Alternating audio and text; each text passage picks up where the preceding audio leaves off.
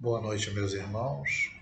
Que a paz do nosso Mestre Jesus esteja em nossos corações, nos envolvendo nesse momento. Nós vamos dar início ao estudo do livro Diversidade dos Carismas, livro esse escrito por Hermínio C. de Miranda, Hermínio Correia de Miranda. Faremos hoje a introdução desse livro e o capítulo 1, que tem como título O Médium, eclosão, desenvolvimento e exercício de suas faculdades. Hermínio C. de Miranda inicia essa introdução dizendo: 3 opções básicas se colocam diante daquele que se propõe a escrever um estudo como este acerca da mediunidade. Primeira, a abordagem predominante teórica, como adotada por Allan Kardec em O Livro dos Médiuns. Segundo, o enfoque experimental caracterizado como depoimento pessoal, do qual dispomos de bons exemplos em Recordações da Mediunidade e Devassando o Invisível, de Ivone A. Pereira. E o terceiro enfoque, a terceira abordagem, o tratamento integrado de ambos os aspectos, acoplando teoria e prática, segundo podemos observar em pesquisas sobre mediunidade e as aparições materializadas dos vivos e dos mortos, de Gabriel Delane, ou mais recentemente nas obras da série André Luiz, que tratam especificamente do problema como mecanismos da mediunidade e nos domínios da mediunidade. Cada uma dessas opções tem seus méritos e objetivos próprios. Para este livro, adotamos a terceira delas, quer dizer, aquela, mesclando teoria e prática. Um tipo de modelo que se revelara satisfatório em diálogo com as sombras e em A Memória e o Tempo, onde aspectos teóricos ficaram embutidos em narrativas com características de depoimento pessoal. Com esse plano em mente, procuramos montar este trabalho a partir de 3 módulos distintos, ainda que inseparáveis em suas implicações e na interação de suas motivações. O primeiro deles, destinado a documentar problemas básicos que um médium em potencial ou já em plena atividade costuma enfrentar. O segundo, para estudar mais atentamente aspectos particulares do animismo. E, finalmente, o terceiro, no qual tomamos para análise a mediunidade em si mesma. A distribuição dos fenômenos psíquicos em 2 categorias, animismo e mediunidade, é de mera conveniência da metodologia expositiva, que não lhe tira a condição de classificação arbitrária. Isso porque não há entre as 2 categorias absoluta nitidez de fronteiras. Ainda que seja, teoricamente, mais frequente o fenômeno anímico puro, isto é, sem interferências de entidades desencarnadas, suspeitamos, inferimos ou sabemos que em larga faixa percentual de eventos ocorre ou pode ocorrer participação de seres desencarnados. É interessante essa afirmação de Hermínio, porque há essas são de 2 naturezas, os fenômenos, ou ele é anímico ou ele é mediúnico. Mas ele comenta que não há muita diferenciação entre eles, há uma mescla muito grande, uma dificuldade de definir esses limites. Por isso que ele diz, 2 categorias, absoluta nitidez de fronteiras, quer dizer, não dá para definir esses limites, quando é anímico e quando é desencarnado. E ele fala aqui de maneira até muito interessante que esse fenômeno anímico puro, ele é praticamente inexistente. porque ele coloca: suspeitamos, inferimos ou sabemos que em larga faixa percentual de eventos pode existir a participação dos desencarnados. Então não é algo que seja puramente anímico ou puramente também mediúnico, por isso essa dificuldade. É importante a gente relembrar o conceito de animismo, e no dicionário de filosofia espírita, por Palhano Júnior, nos é dito por ele: o animismo é um neologismo, quer dizer, uma nova palavra, né, que foi criada para significar que a alma do médium pode comunicar-se como a de qualquer outro, pois se há certo grau de liberdade, recobra suas qualidades de espírito, quer dizer, a certo grau de liberdade durante o sono, durante o transe, né, mediúnico, na prática, né? E ele continua: na prática espírita trata-se de um estado de transe no qual quem opera produzindo fenômenos psíquicos e mesmo de efeitos físicos é o espírito do próprio encarnado e não o espírito desencarnado, pois neste caso seria mediunismo e não animismo. Então, tanto nos fenômenos físicos ou nos fenômenos inteligentes, ele bota psíquicos ali, o que há é a produção de fenômenos oriundos do que?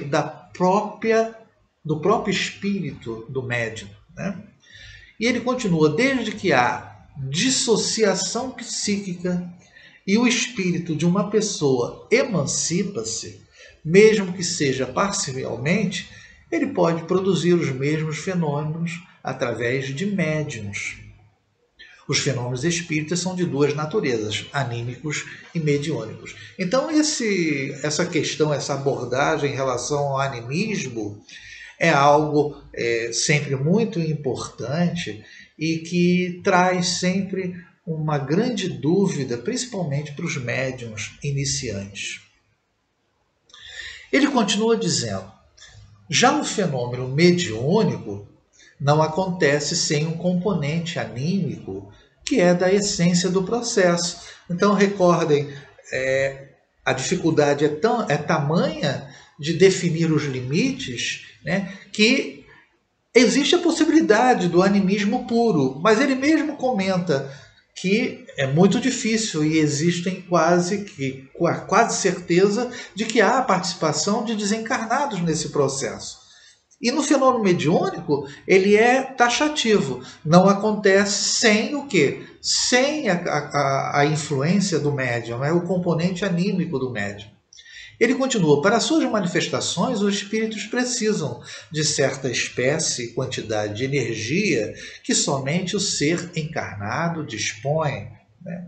A comunicação entre as duas faces da vida, ou seja, entre espíritos desencarnados e seres humanos encarnados, transita por uma ponte psíquica que tem de apoiar uma cabeceira na margem de lá do abismo, na espiritualidade, e a outra no lado de cá, onde vivemos nós, encarnados. Insistimos, pois, em declarar que a classificação é simples conveniência metodológica e não deve ser tomada com rigidez exclusivista.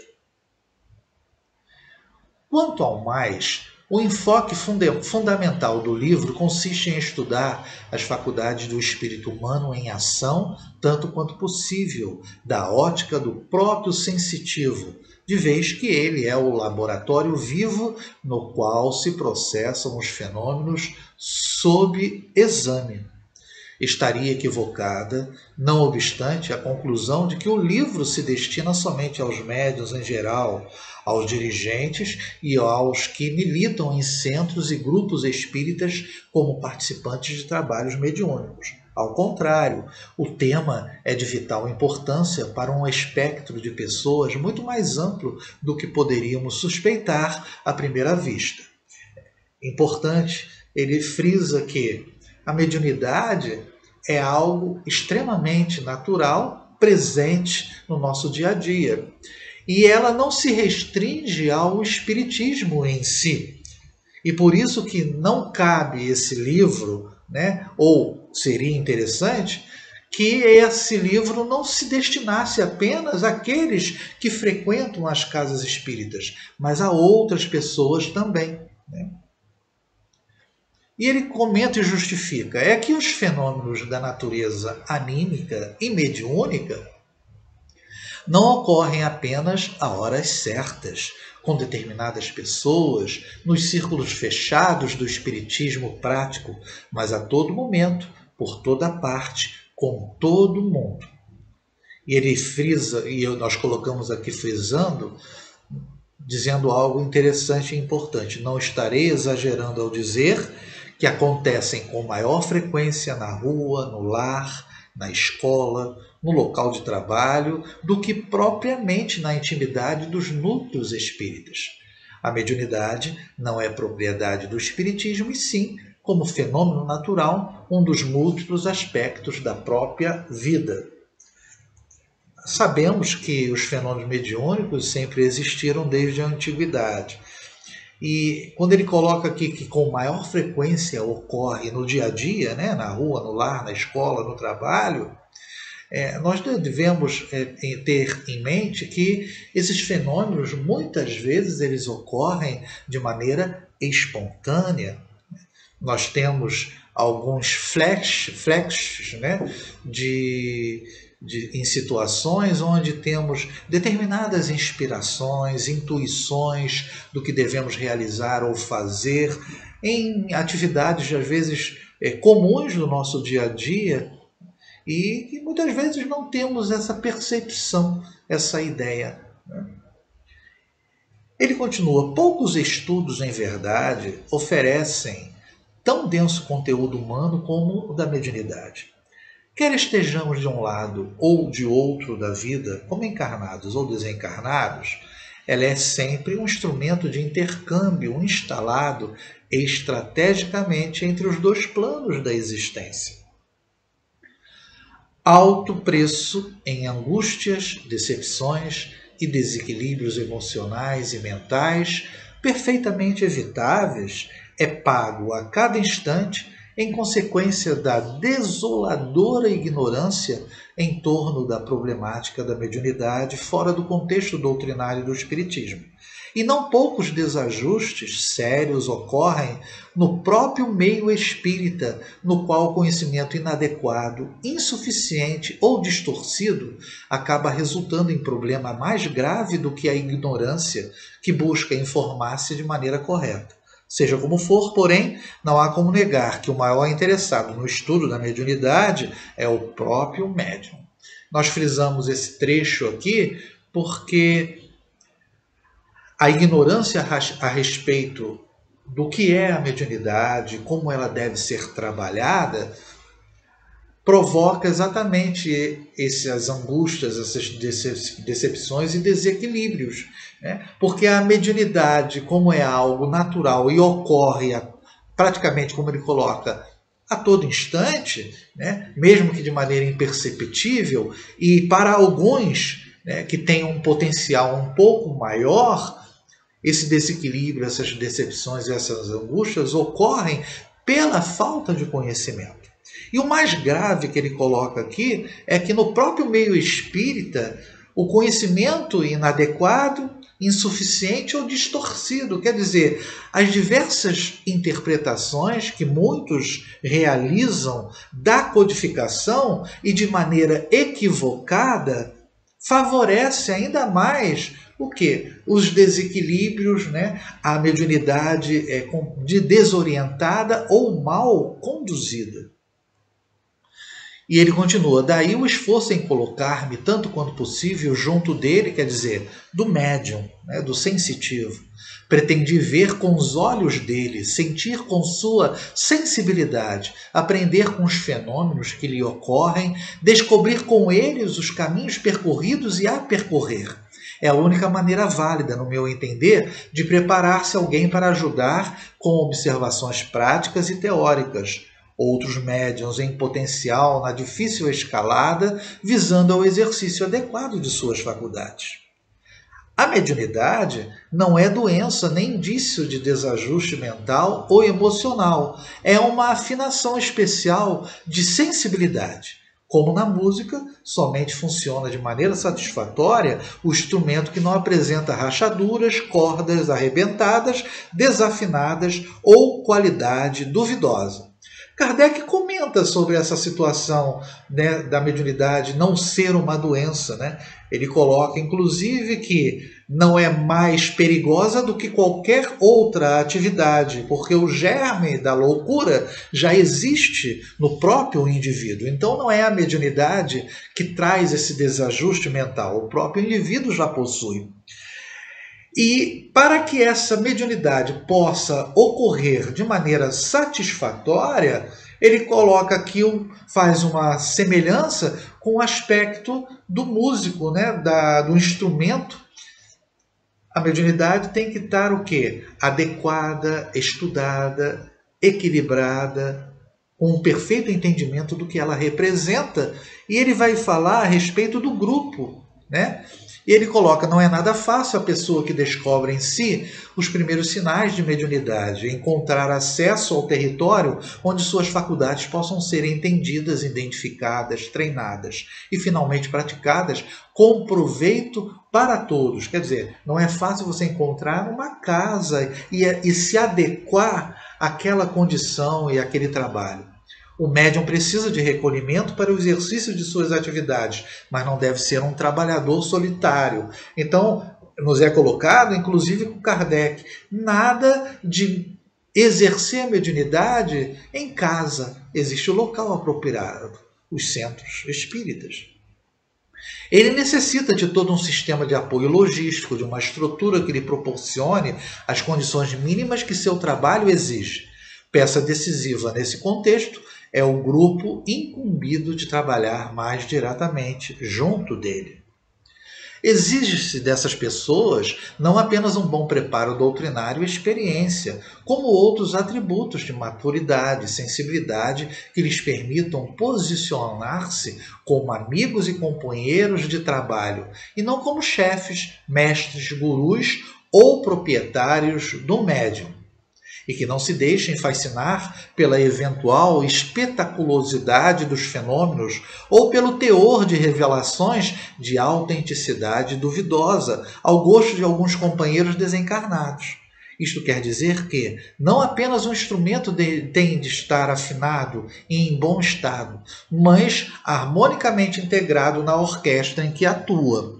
Essa orquestra é o centro espírita. E nesse centro espírita é necessário que haja dentro do grupo pessoas que possuam um atributo do quê? Sensibilidade, maturidade e experiência para a condução dos trabalhos.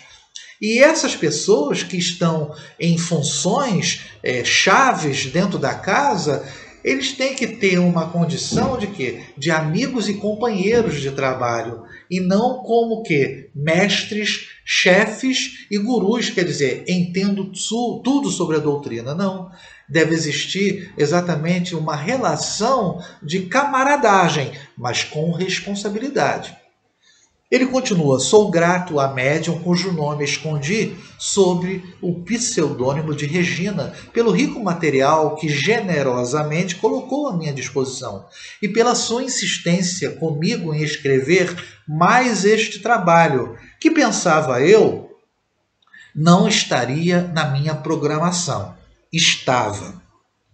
Sem o toque pessoal que suas vivências emprestaram ao nosso estudo, o livro teria recaído facilmente na aridez da teorização especulativa. Tal gratidão estende-se aos inúmeros autores consultados no processo de concepção e elaboração deste trabalho, a partir de O Livro dos Médiuns, de Allan Kardec, generosa e fecunda matriz de tudo quanto se tem feito no estudo criterioso das complexidades do tema. Constam da bibliografia aqueles que mais contribuíram para reduzir espaços na minha ignorância, iluminando e ampliando faixas no território explorado. Devo agradecer também aos autores dos quais me senti impelido a discordar nesse ou naquele aspecto. Eles costumam ter importante contribuição a oferecer, de vez que até mesmo a divergência pode ser criativa, no sentido de que tem algo a ensinar-nos quanto à melhor definição de conceitos que, de outra forma, talvez permanecessem vagos ou ignorados por nós. Ele coloca aqui, importante, né, que até aqueles que ele discordou colaboraram nesse processo, né? Porque a doutrina espírita nos induz constantemente o quê? A observação e a crítica em relação àquilo que nós estamos lendo, né? Cabe finalmente uma palavra de gratidão aos amigos espirituais que, no seu modo discreto, silencioso, amoroso e competente, sempre acompanham todo o difícil processo de elaboração dos meus escritos, desde a germinação da ideia original até o aparecimento do livro nos catálogos, vitrines, estantes e, finalmente, em suas mãos, leitor, pois este é o destino deles. Em diálogo com as sombras, examinamos o problema da doutrinação. Em Memória e o Tempo, abordamos o da regressão de memória. Em Diversidade dos Carismas, o tema é a mediunidade. Não estarei recorrendo à falsa modéstia se confessar humildemente que somente percebi que havia escrito uma trilogia após contemplar-a pronta na perspectiva que a objetividade então me concedeu. Se as observações e experiências contidas nestas páginas forem de utilidade a alguém, sentir-me-ei encorajado a me apresentar um dia aos meus queridos mentores, como aquele obreiro de que falou Paulo a Timóteo, né, na Cartas, 2 Timóteo, no capítulo 2, no versículo 15, que não tem que se envergonhar do trabalho realizado. O leitor prestou atenção? O severo apóstolo dos gentios entende que já estaremos bem se nossa modesta obra, seja ela qual for, não nos causar vexames. Quanto ao orgulho, nem pensar, afinal de contas, orgulhar-se de quê? Hermínio C. de Miranda. É importante esse posicionamento dele em relação ao orgulho, né? Algo que sempre faz com que nós, médiuns, muitas vezes, percamos a capacidade e a própria mediunidade, né? Bem, nós vamos iniciar então o capítulo 1, o médium, eclosão, desenvolvimento e exercício de suas faculdades. E o primeiro item, longa e obstinada vigília, né? Ele vai nos narrar aqui o que ocorreu com essa médium Regina. Não dava mais para esperar. Sucediam-se as perplexidades e a moça estava ficando confusa no meio de todos aqueles estranhos fenômenos que ocorriam com ela e à sua volta. Sabia agora que o espiritismo tinha um nome adequado para isso: mediunidade. Ela era, portanto, uma pessoa dotada de faculdades mediúnicas. Vira isso em um livro básico e elementar que lera de um só fôlego. E daí? Que caminho escolher entre as diversas alternativas? A quem recorrer? Com quem se esclarecer e se orientar? Como aprender a se utilizar corretamente daquele potencial que não conseguia entender ou controlar? Inicialmente já percebemos que a médium Regina não tinha conhecimento da doutrina, não tinha ideia dessa condição e o que era, na verdade, mediunidade. E o primeiro problema aqui são essas interrogações, né? Onde encontrar, como iniciar esse processo? Uma crônica de jornal que lera ainda há pouco dizia maravilhas de um grupo padrão mediúnico que funcionava sob responsabilidade de respeitável instituição. Estava ali a sua oportunidade, pensou. Recortou a crônica, disposta a falar pessoalmente com seu autor. A providência inicial, portanto, consistia em localizá-lo. Ligou para a instituição, tão animada pela esperança quanto ingênua e inexperiente. A pergunta foi direta e objetiva. O que era necessário fazer para qualificar-se como frequentadora do grupo? A resposta foi educada, mas firme. O grupo era fechado e seleto. Não admitia ninguém a não ser por escolha e convite, mediante critérios inquestionáveis. Além disso, informou a voz ao telefone, o grupo era interditado às mulheres. Só homens poderiam frequentá-lo. Esse item aqui, esse ponto, né, é complicadíssimo, né? Porque se nós observarmos de um modo geral, lógico que isso provavelmente possa existir as exceções, de um modo geral, nas casas espíritas, o que possui mais quantidade é de mulheres, né? E de onde se tirou essa ideia, né, essa casa, de que as mulheres não poderiam participar, né? Nós buscamos aqui em obras póstumas o que nos é dito, né? A predisposição mediúnica independe do sexo, da idade e do temperamento. A médium em todas as categorias de indivíduos, desde a mais tenra idade até a mais avançada. Então, o primeiro obstáculo encontrado por Regina foi essa condição colocada através do telefone de que não aceitavam as mulheres. E continua, no pouco que lera sobre a doutrina espírita, nada encontrara que distinguisse o trabalho dos que se encarnam como homens daqueles que optam pela encarnação feminina. Aliás, o termo espírita é escolhido para identificar o adepto do espiritismo a partir de termo semelhante na língua francesa, espirité, é o que se chama um adjetivo de duplo gênero, ou seja, tanto serve para emprego feminino quanto masculino. Diz-se que uma senhora é espírita, da mesma forma que um homem é espírita. O substantivo espírito, por sua vez, não tem feminino. Seja homem ou mulher, o termo que identifica o ser é o mesmo, espírito. Não existe espírito para seres masculinos e espírita para seres femininos, mesmo porque, segundo consta nas obras básicas, o espírito não tem sexo. Então aqui, ela, de antemão, mesmo sem ter muito conhecimento, no pouco que ela leu, não existia nada escrito dizendo a proibição de uma mulher frequentar uma casa espírita, né? Entendiam os dirigentes do grupo, ou a tradição ali adotada, não se sabe por que razões, que a bisonha postulante era uma espírita feminino e não devia frequentar reuniões abertas apenas aos espíritas masculinos.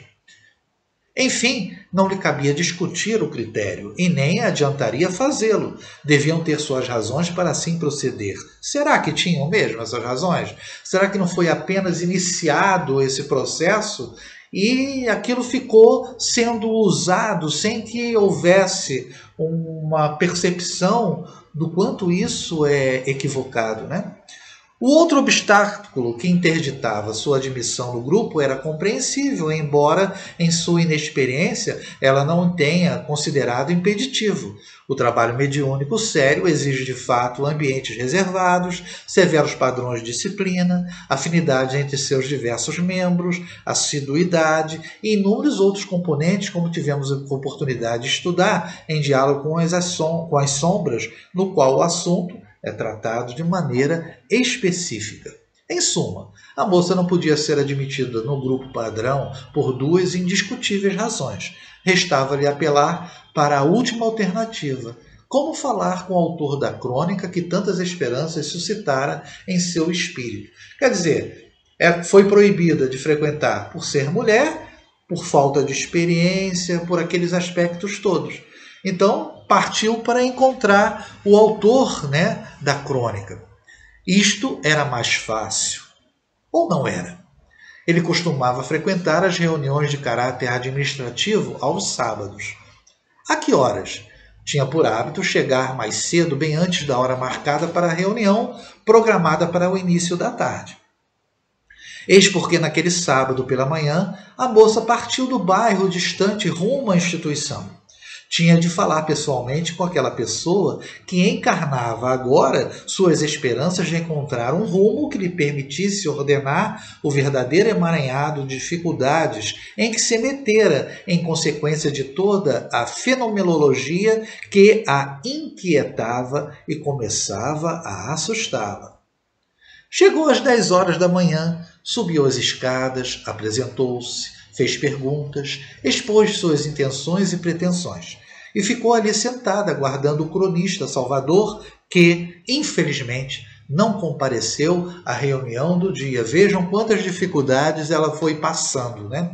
Voltou a fazer perguntas. Queria saber agora a quem deveria dirigir-se para obter as informações de que tanto necessitava para dar um rumo certo à sua vida. Sugeriram-lhe que falasse com o dirigente da instituição. Nova espera. A essa altura, eram 2 horas da tarde. Finalmente chegou o dirigente, acompanhado de um grupo. Ela se levantou e pediu ao informante de sempre para indicar a pessoa, e abordou-a. Nova decepção. Lamentavelmente, disse ele, não poderia atendê-la no momento, pois já estava atrasado para a reunião. Concordaria em falar com ela depois de terminada a reunião? Isto sim, era possível, arrematou ele, subindo as escadas que levavam provavelmente à sala de reuniões. Havia agora 2 necessidades pessoais a atender, a fome espiritual e a material. Uma podia esperar um pouco mais, a outra não. A moça desceu, foi à rua, fez um lanche e voltou à sua vigília, disposta a não arredar pé dali sem ter falado com alguém acerca de seus anseios espirituais. A reunião só terminou às 6 horas.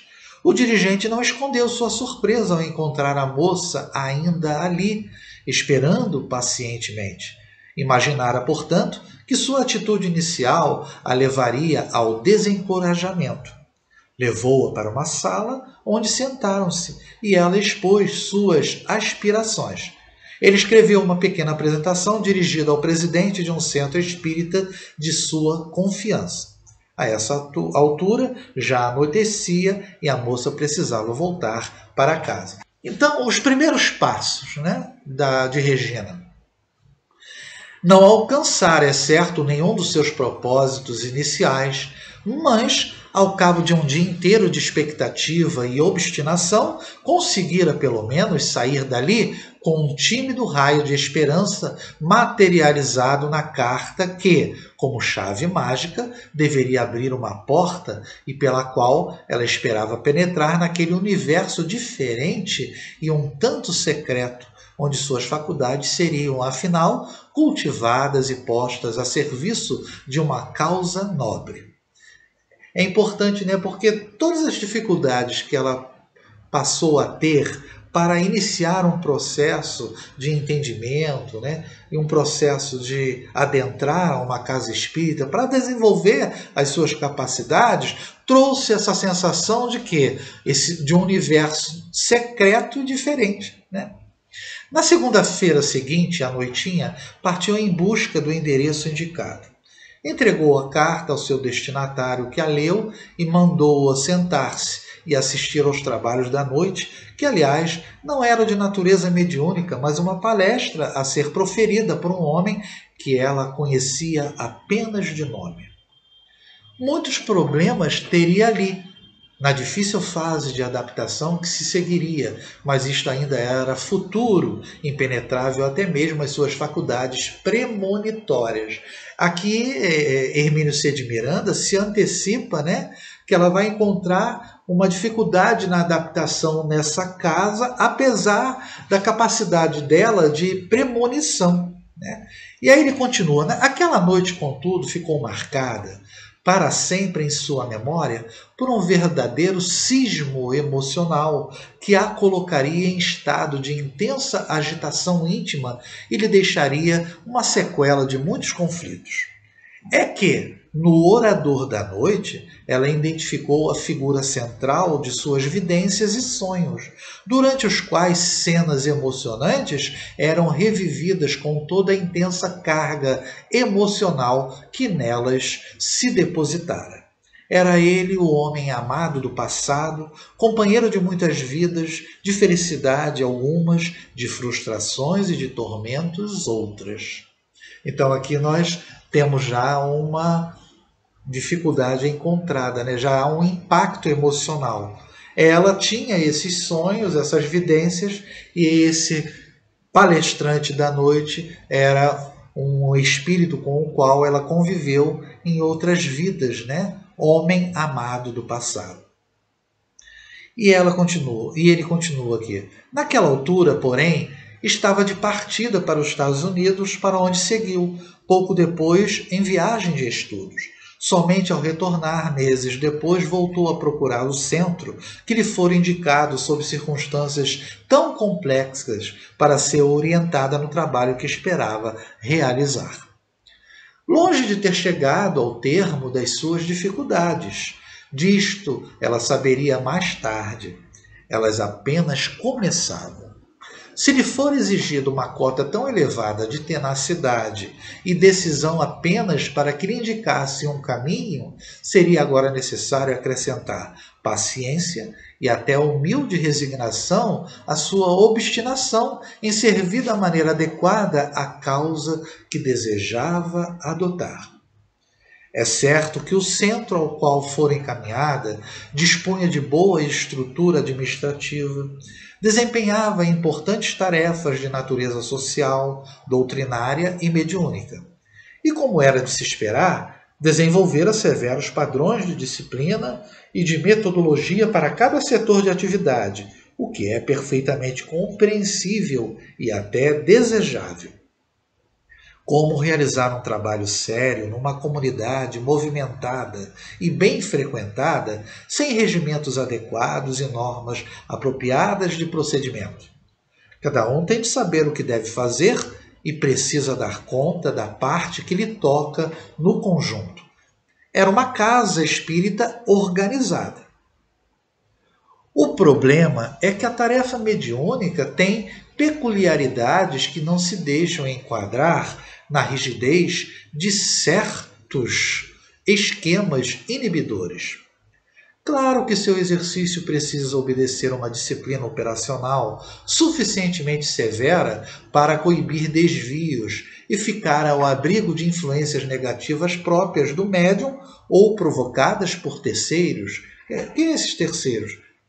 Pelos próprios espíritos, né? Mesmo nos limites de tal rigidez, é necessário deixar algum espaço para que cada médium possa movimentar seus recursos e faculdades pessoais, bem como expressar de maneira adequada a personalidade do eventual comunicante desencarnado. Então, o que nós podemos observar aqui é que essa casa tinha uma certa rigidez nesse trabalho mediúnico. Isso, em determinadas situações, é um fator de inibição.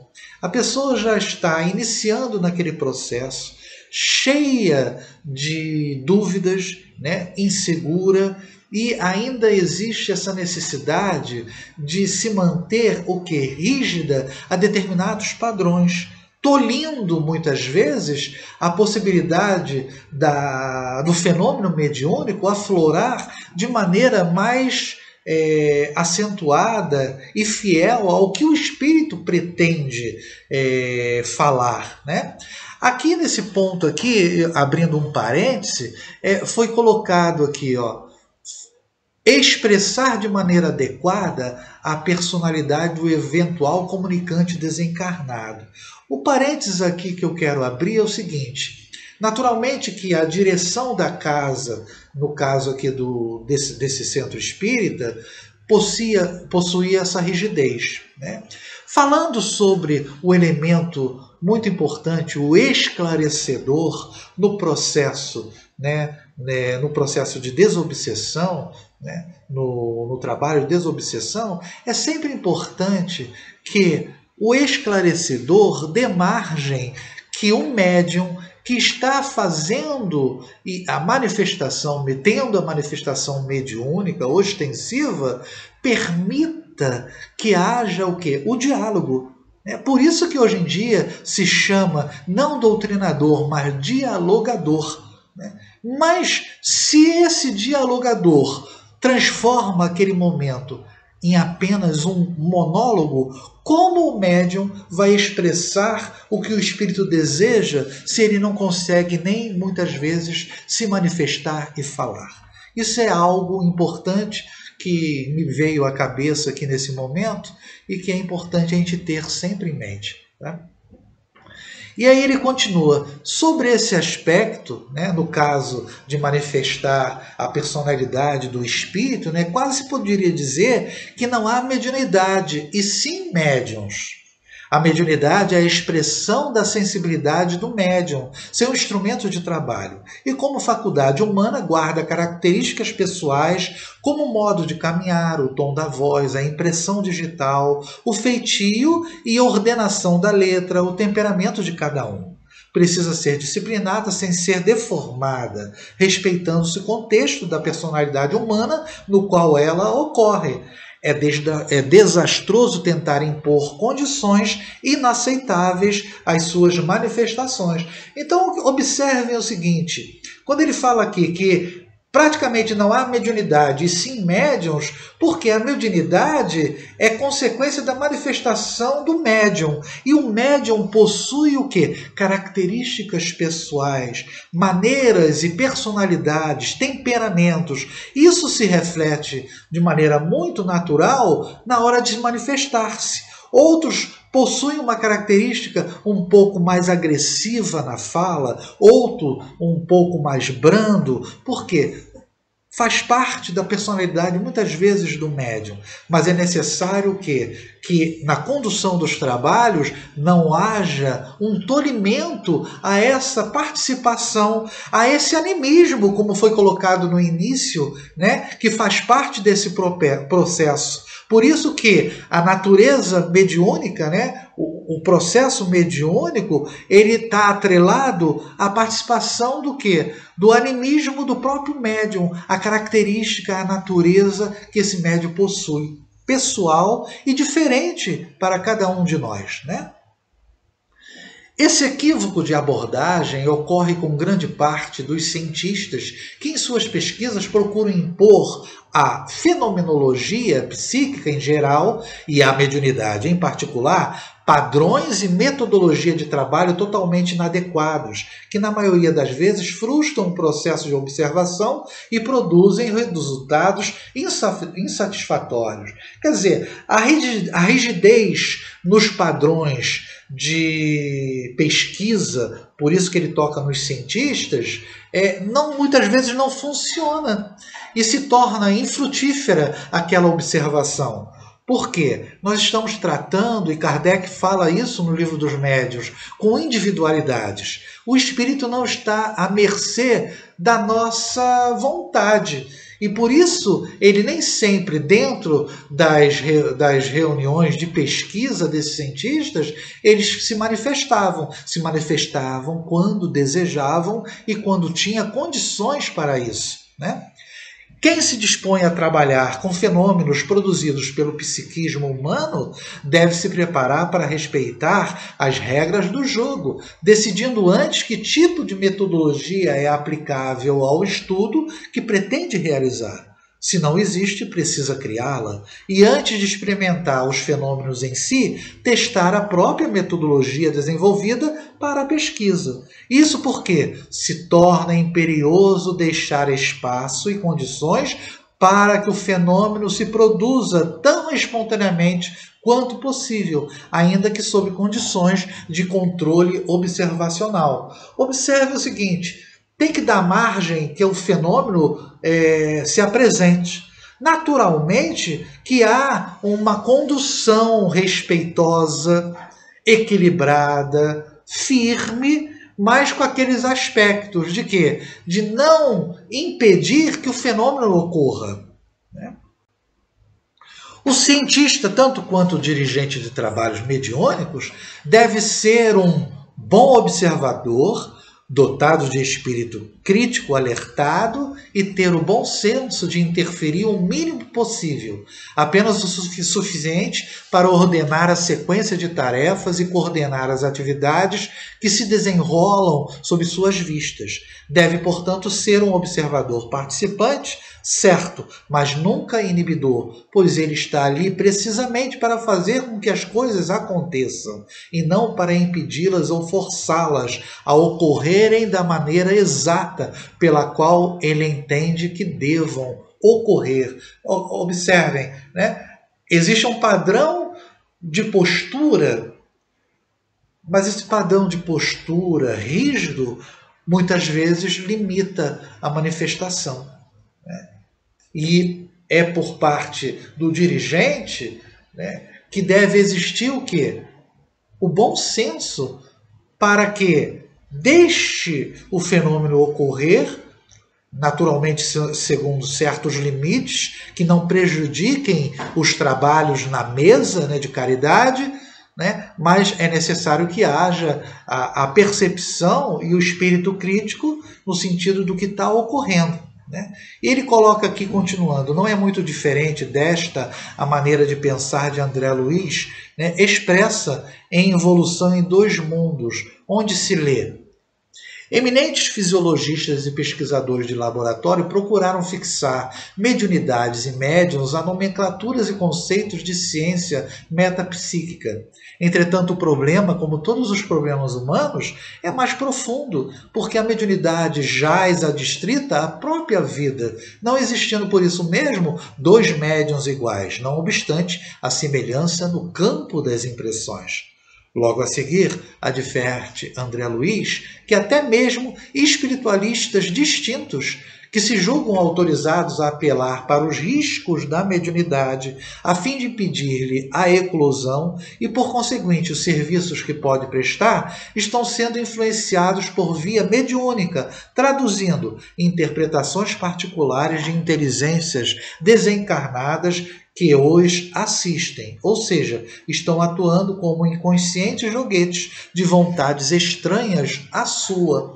Então, o que há aqui, colocado por André Luiz, e muito importante, é que esses espiritualistas famosos, distintos, conceituados, estavam sendo influenciados, né, por espíritos que, de certa forma, faziam com que eles aceitassem, né, aquilo que era dito.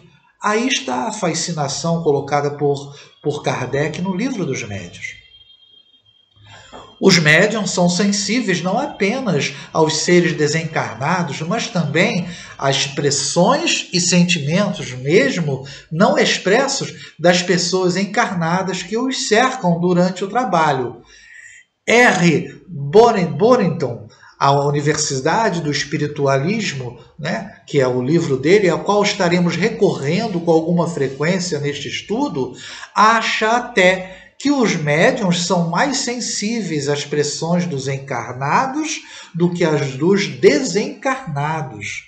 Extrema elasticidade, escreve o competente autor inglês, deve ser adotada na aplicação de todas as teorias relativas aos fenômenos psíquicos, diz ele, né?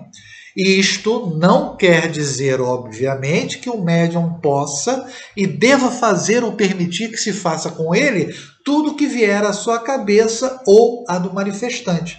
Mas é preciso garantir condição suficiente para que o fenômeno ocorra dentro da dinâmica que lhe é própria.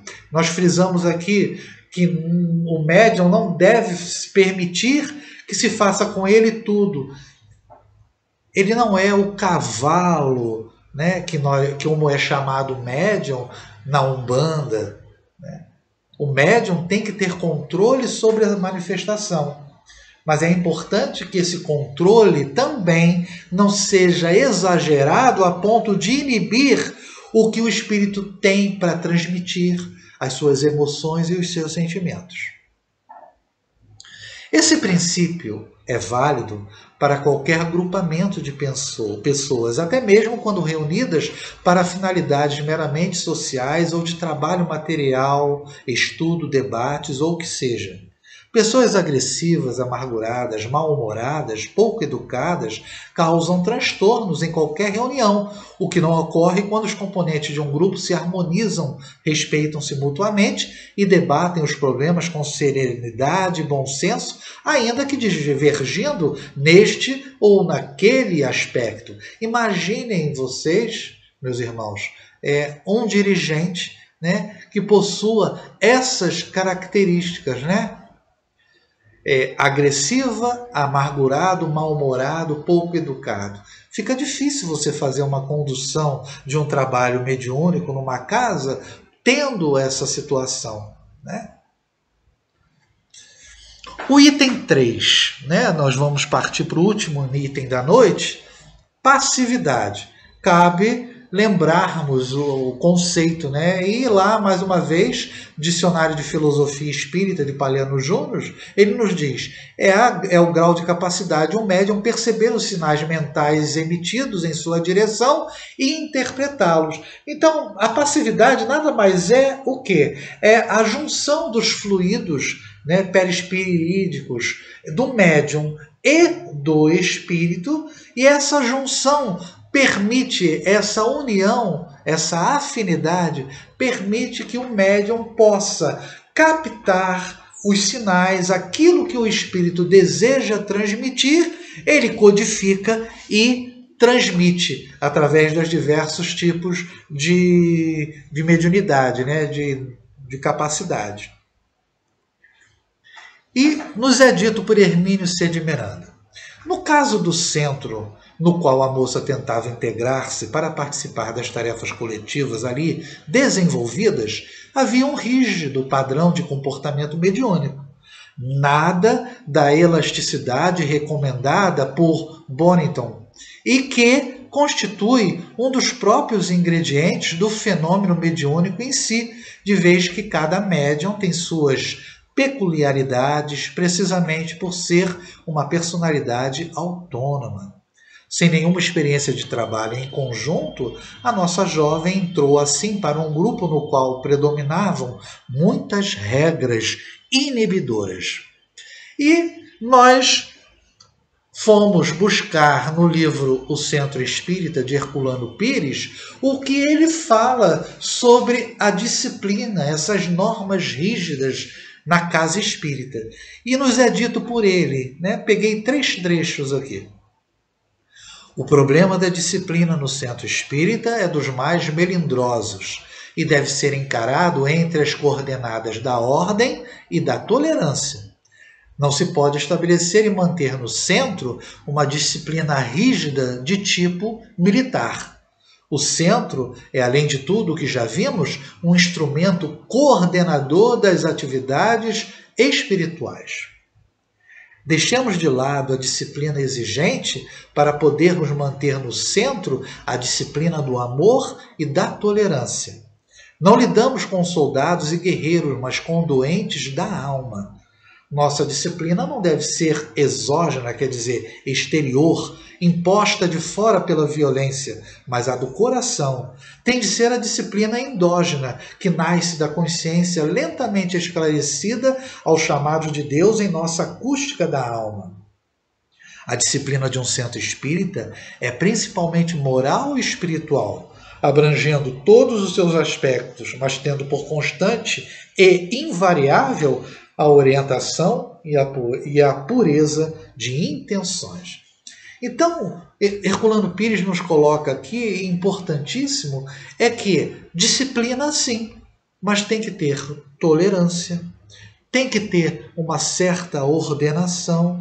Essa ordem tem que atender uma necessidade primordial, que é o quê? Coordenar as atividades espirituais, né? Porque nós estamos também sendo o quê? Influenciados pelo grupo da casa, né, pelos mentores da casa, e é necessário que também flua essa possibilidade de captação do que os mentores nos inspiram. Não podemos deixar de perceber, e um ponto importante aqui, que o centro espírita lida com doentes da alma. Não só aqueles que chegam na casa espírita por diversos problemas, né, emocionais, mas aqueles próprios integrantes, né? Os médiuns de um modo geral. A mediunidade nos chega não à toa, para que possamos evitar, né, alguns problemas ou sanar alguns problemas que realizamos em existências anteriores. Nós todos somos doentes da alma, né? E há de se ter o quê? principalmente a disciplina, um aspecto moral e espiritual. Nas sessões ditas de desobsessão, exigia o padrão ali adotado que ela desse passividade, exatamente como os demais médiuns treinados pela casa. Imóvel, olhos fechados, mãos juntas e abandonadas tranquilamente sobre a mesa. Nenhum gesto era permitido durante a manifestação, nenhuma palavra em tom mais alto, nenhuma forma de movimentação do corpo, dos membros ou da cabeça. Acontece que a mediunidade da nossa jovem tinha seus métodos operacionais próprios, o que vale dizer, eram diferentes do que ali se praticavam. Embora disciplinada, sem manifestações ruidosas ou palavras descontroladas, ela gesticulava moderadamente e mantinha os olhos abertos, dando enfim expressão e naturalidade às suas manifestações.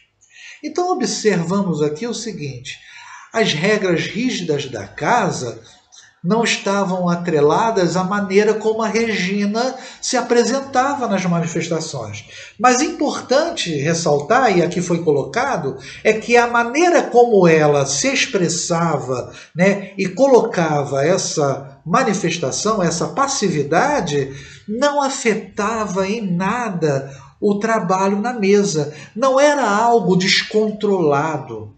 Isso era algo natural dentro do processo dela. Por isso que o médium deve ter esse cuidado, manter-se tranquilo, recebendo o espírito que procura se manifestar através do corpo, do médium, mas buscar transmitir o quê? As suas emoções, aquilo que ele deseja, né? A maneira até mesmo irritável, né, ou raivosa que ele se apresenta, mas isso vai ser expressado pela voz, não necessariamente através de gritos, mas pela maneira incisiva e muitas vezes dura que as palavras possam sair através da boca do médium.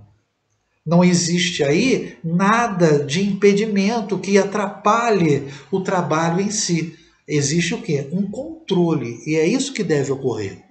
Agia acertadamente, a meu ver, permitindo que o espírito manifestante pudesse expressar-se convenientemente, dizer enfim o que veio e expor sua situação a fim de que pudesse ser atendido, ou pelo menos compreendido nos seus propósitos.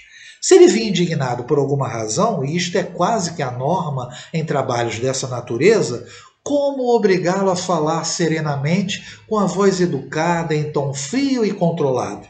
Somos nós encarnados capazes de tal proeza? Não elevamos a voz e mudamos de tom nos momentos de irritação e impaciência? Como exigir procedimento diferente do manifestante e do médium? Afinal de contas, se a manifestação ficar contida na rigidez de tais parâmetros, acaba inibida e se torna inexpressiva quando não inautêntica, de tão deformada. Em tais situações, é como se o médium ficasse na posição de mero assistente de uma cena de exaltação e a descrevesse friamente em voz monótona e emocionalmente distante dos problemas que são trazidos. É preciso considerar, no entanto, aqui tem um ponto importante, que ali está uma pessoa angustiada por pressões íntimas das mais graves e aflitivas, muitas vezes em real estado de desespero, que vem em busca de socorro para seus problemas, ainda que não o admita conscientemente. Não é uma vaga e despersonalizada entidade, uma simples abstração, mas um espírito que se manifesta.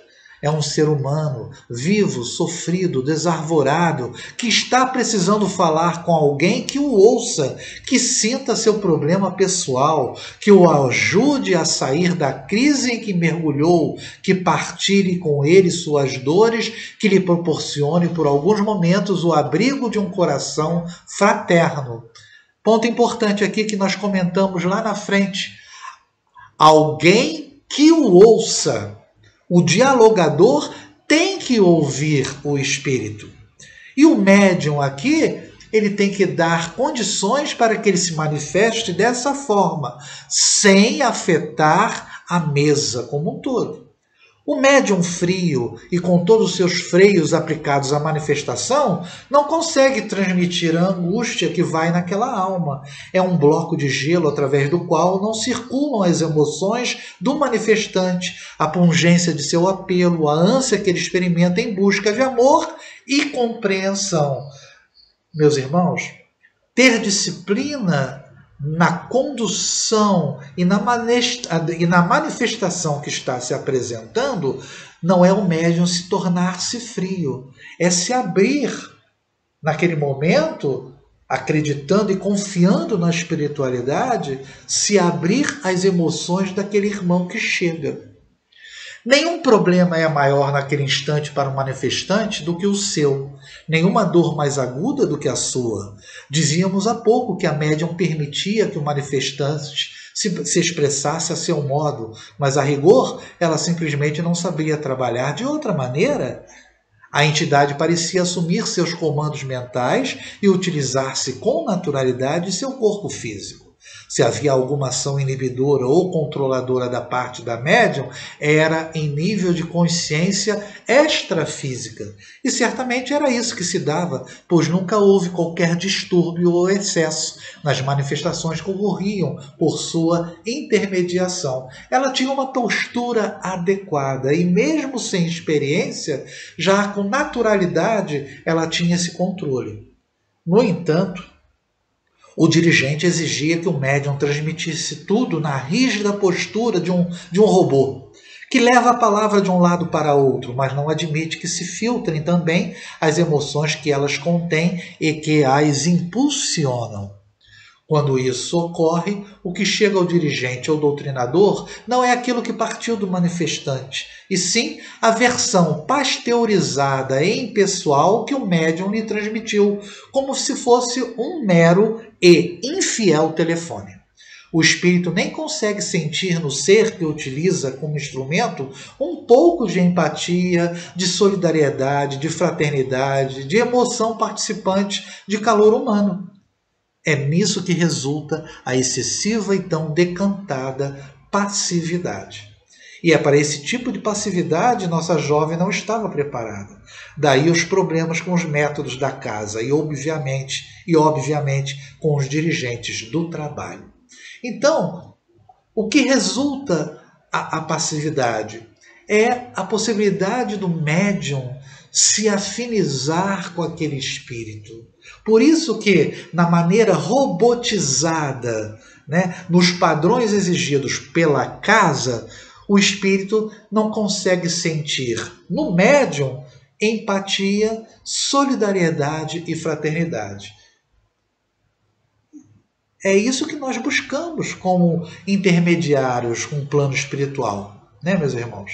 Buscamos exatamente sermos fiéis intermediários desses irmãozinhos que chegam através de nós, através da psicografia, da psicofonia, de tantas outras possibilidades que a mediunidade nos possibilita, mas espera que sejamos o quê? Meramente intermediários, mas com sentimento e emoção daqueles que estão ali em busca de quê? De alento e de busca de quê? De se manifestarem livremente, mas que os médios possam ter o quê? Responsabilidade o tempo todo.